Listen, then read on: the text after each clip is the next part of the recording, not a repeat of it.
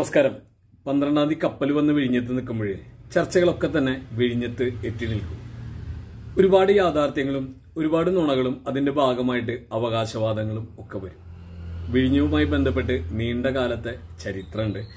ആ ചരിത്രത്തെക്കുറിച്ച് പറയുന്ന വീഡിയോ നമ്മൾ ഇടുകയും ചെയ്തിട്ടുണ്ട്. അതിൽ ഓരോ ഘട്ടവും എന്ന് പറഞ്ഞാൽ ലാൻകോ കൊണ്ടപ്പള്ളി VS സജ്ജന സർക്കാരിന്റെ കാലത്ത് ഇത് നിർമ്മാണം നടത്താനുള്ള അവസ്ഥയിലേക്ക് എത്തിപ്പെട്ടതിന്റെ എല്ലാ കാര്യങ്ങളെക്കുറിച്ചും വളരെ കൃത്യമായിട്ട് പറഞ്ഞ ഒരു കാലം ഉണ്ടായിരുന്നു.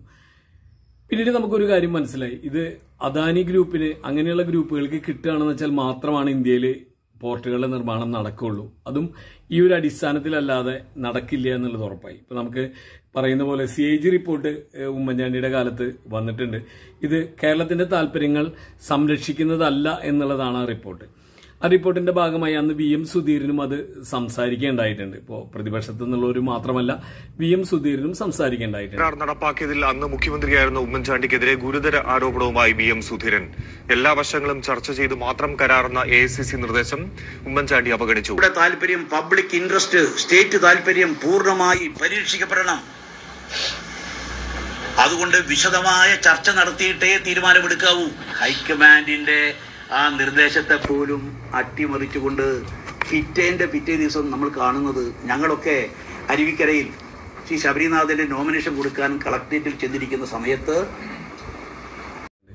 പക്ഷേ ഈ പറഞ്ഞത് സത്യമാണ്. കാരണം കേരളത്തിന്റെ താല്പര്യങ്ങൾക്കാൾ ഉപരി അത് അദാനിയുടെ താല്പര്യങ്ങൾ സംരക്ഷിക്കുന്നു എന്നുള്ളത് ഒരു സത്യവുമാണ്. അത് ഇപ്പോഴും അങ്ങനെ തന്നെയാണ്, അതിൽ മാറ്റമൊന്നുമില്ല.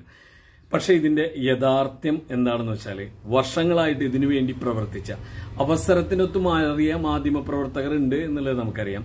പക്ഷെ വർഷങ്ങളായിട്ട് പണ്ട് സൂര്യ TV വാർത്ത ചെയ്തിരുന്ന ഒരു കാലമുണ്ട്. ആ വാർത്ത ചെയ്തിരുന്ന ഒരു കാലത്ത് പോലും അതിനുവേണ്ടി പ്രവർത്തിച്ച ആളുകളുണ്ട്.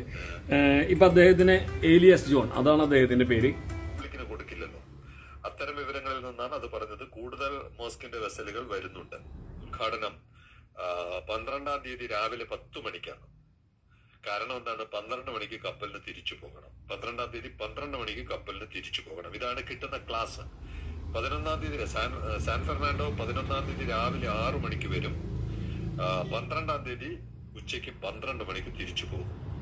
30 മണിക്കൂറാണ് ഈ പറയുന്ന 8700 TU ശേഷിയുള്ള കപ്പലിൽ നിന്നും എത്ര കണ്ടെയ്നർ ഇറങ്ങുന്നു എന്നുള്ളതിനെ കുറിച്ച് സെയിലിംഗ് കമ്മിറ്റിക്ക് ഇപ്പോഴും വിവരം കിട്ടിയിട്ടില്ല. എന്തായാലും 30 മണിക്കൂർ കിടക്കുമ്പോൾ ഒന്ന്, ഈ ഉദ്ഘാടനം കൂടി പരിഗണിച്ചിട്ട് ഒരു അല്പസമയം എടുക്കുന്നവ, 2, ഡിസ്ചാർജ് ചെയ്യപ്പെടുന്ന കണ്ടെയ്നറിന്റെ എണ്ണവും കൂടുതലായിരിക്കാം. ഡബിൾ ഡക്കർ എന്ന് പറഞ്ഞ അദ്ദേഹത്തിന്റെ ചാനലിൽ ഇതിനെക്കുറിച്ച് വിശദമായി തന്നെ പറയുന്നുണ്ട്. ഞാൻ ആ ലിങ്ക് അടിയിൽ കമന്റ് ചെയ്യാം. അദ്ദേഹം ഈ കാലത്തിനനുസരിച്ച് ഇതിന്റെ കൂടെ തന്നെ യാത്ര ചെയ്തിട്ടുള്ള, വാർത്തകളുമായി യാത്ര ചെയ്തിട്ടുള്ള ഒരാളാണ്. അപ്പോൾ നമ്മൾ പല ആളുകളെ പരിഗണിക്കുമ്പോൾ, സത്യത്തിൽ ഇപ്പോൾ നമ്മൾ ഓൺലൈനിലാണ് അദ്ദേഹം ഉള്ളത് കൊണ്ട് ചിലപ്പോൾ അദ്ദേഹത്തെ ഇപ്പോൾ പരിഗണിക്കാൻ വഴിയില്ല. പക്ഷെ ആത്മാർത്ഥമായി സത്യസന്ധമായി ഈ ഒരു പ്രവർത്തനത്തിന്റെ കൂടെ എല്ലാ കാലത്തും നിന്നിട്ടുള്ള, പണ്ട് സൂര്യ TVയിൽ ആയിരിക്കുമ്പോൾ തൊട്ട് നിന്നിട്ടുള്ള ഏലിയസ് ജോണിനെ ഓർക്കാതെ അദ്ദേഹം ഇപ്പോഴും ലൈവിലുണ്ട്.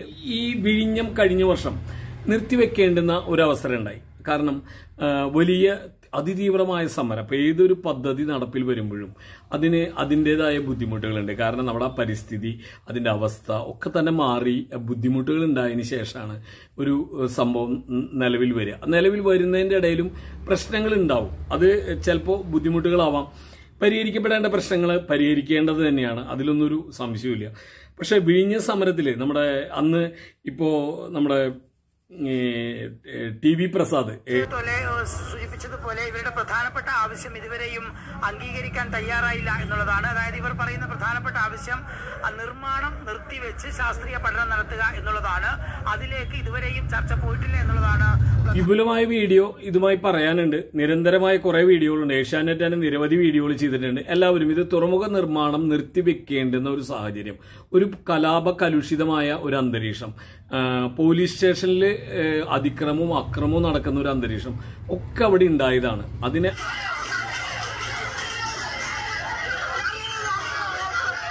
തലസ്ഥാനം സമീപകാലത്ത് കണ്ടതിൽ വെച്ച് ഏറ്റവും വലിയ സംഘർഷത്തിനാണ് ഇന്നലെ വൈകിട്ടോടെ വിഴിഞ്ഞം സാക്ഷിയായത്.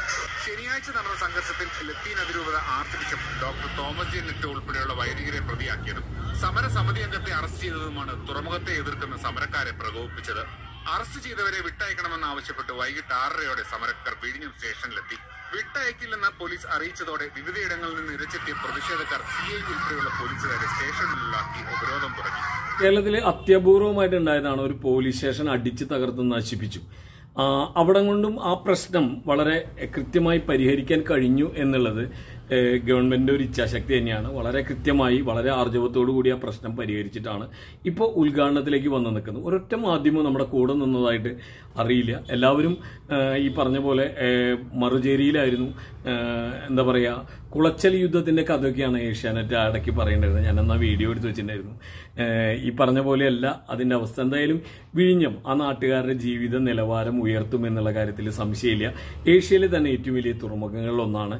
അപ്പൊ അതൊരു വല്ലാത്തൊരു സംഭവമാണ്. പക്ഷെ അവനവൻ ഇഷ്ടമുള്ള പോലെ മാത്രം മാപ്രകൾ വാർത്ത ചെയ്യും എന്നുള്ളത് കൊണ്ടാണ് നമ്മളിത് ചെയ്യുന്നത്. നമ്മളിത് ചെയ്യേണ്ട കാര്യം ഉണ്ടായിട്ടല്ല, പക്ഷെ അതുകൊണ്ട് ചെയ്യുന്നതാണ്. എല്ലാവർക്കും നന്ദി, നമസ്കാരം.